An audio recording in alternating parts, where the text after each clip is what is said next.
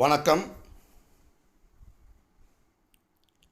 வாத்தியார் எம்ஜிஆர் என்ற நமது யூடியூப் சேனல் மூலமாக பல்வேறு கருத்துக்களை, தகவல்களை உங்களுடன் பகிர்ந்து வந்த நாம் இன்று மிக முக்கியமான ஒரு பிரச்சனை குறித்து கண்டிப்பாக பேசி தீர வேண்டும் என்கின்ற நிலைக்கு ஆளாக்கப்பட்டுள்ளோம் என்று சொன்னால் அதில் யாருக்கும் எந்த விதமான மாற்று கருத்தும் இருக்காது.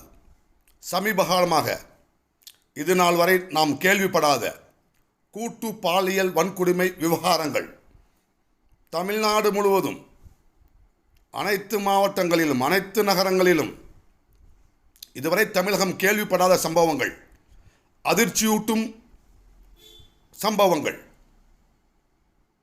நெஞ்சை பதபதைக்க வைக்கின்ற சம்பவங்கள் தினம் தினம் நடந்து வருவது வேதனைக்குள்ளாக்குகிறது.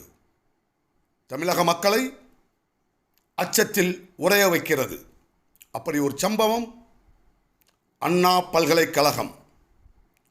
இந்தியாவில் இருக்கின்ற பல்கலைக்கழகங்களிலே மிகச்சிறந்த பல்கலைக்கழகமாக விளங்கிய அண்ணா பல்கலைக்கழக வளாகத்தில் அந்த அண்ணா பல்கலைக்கழகத்திலே பயின்று வந்து கொண்டிருக்கின்ற ஒரு மாணவி தனது மாணவர் தோழருடன் பேசிக் கொண்டிருந்த பொழுது அங்கே உள்ளே புகுந்த சிலர் அந்த மாணவ நண்பனை தாக்கி அவன் கண்முன்னே என்று கேள்விப்படுகிறோம்.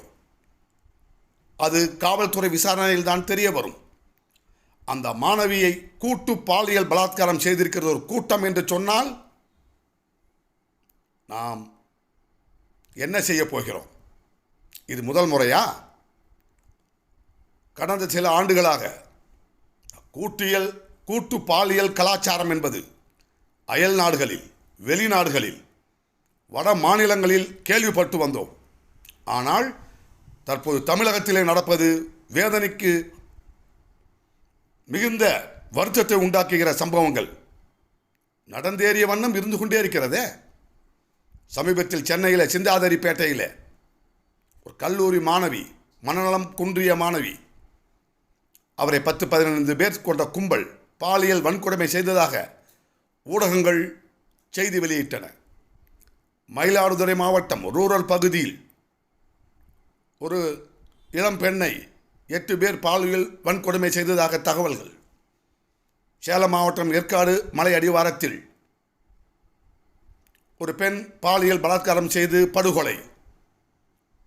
மயிலாடுதுறையில் மட்டுமல்ல, மாநிலத்தின் பல பகுதிகளிலும் பெண்கள் இதுபோன்ற பாலியல் வன்கொடுமைகளுக்கு ஆளாக்கப்படுவதும் அவர்கள் கொலை செய்யப்படுவதும் வேதனையின் உச்சத்திலே தமிழ்நாட்டு மக்கள், பேச வேண்டிய ஊடகங்கள், விவாதிக்க வேண்டிய இதை தலைப்பாக வைக்காமல் என்ன செய்து கொண்டிருக்கின்றார்கள்?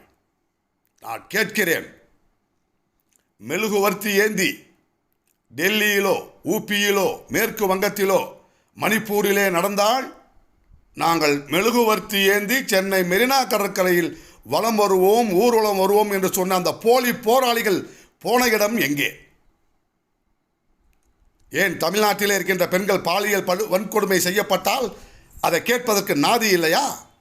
கேட்பார் இல்லையா? கேட்க வேண்டும். தமிழ்நாட்டில் உள்ள ஒவ்வொருவரும் கேட்க வேண்டும். இனியும் வாய் மூடி, காதுகளை பொத்திக்கொண்டு, கண்களை மூடிக்கொண்டு இருப்பீர்கள் என்று சொன்னால் நாளை இது தமிழ்நாட்டில் இருக்கின்ற ஒவ்வொரு மனிதனும் இதற்கு பதில் சொல்ல வேண்டியவர்களாக மாற்றப்படுவோம்.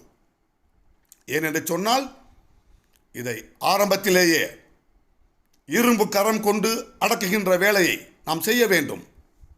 இது போன்ற சம்பவங்கள் நடைபெற்ற பிறகு கடும் நடவடிக்கைகள் பாராட்டுதலுக்குரியவை. ஆனால் இது போன்ற சம்பவங்களிலே ஈடுபட்டால் தண்டனைகள் கடுமையாக இருக்கும் என்பதை உணர்த்தி கொண்டே இருக்க வேண்டும். அப்பொழுதுதான் இது போன்ற தவறை செய்வதற்கு எத்தனிப்பவர்கள் தயங்குவார்கள். நேற்றைய தினம் கூட ராமநாதபுரம் மாவட்டம் ராமநாத சுவாமி கோவிலில் அருகில் ஒரு தனியார் உடைமாற்றும் இடத்திலே ரகசிய கேமராக்களை வைத்துக்கொண்டு பெண்கள் உடை மாற்றுவதை சிலர் பார்த்ததாக கைது செய்யப்பட்டிருக்கின்றார்கள். இப்படிப்பட்ட செய்திகளை இந்த நாடு இனி ஏற்காது.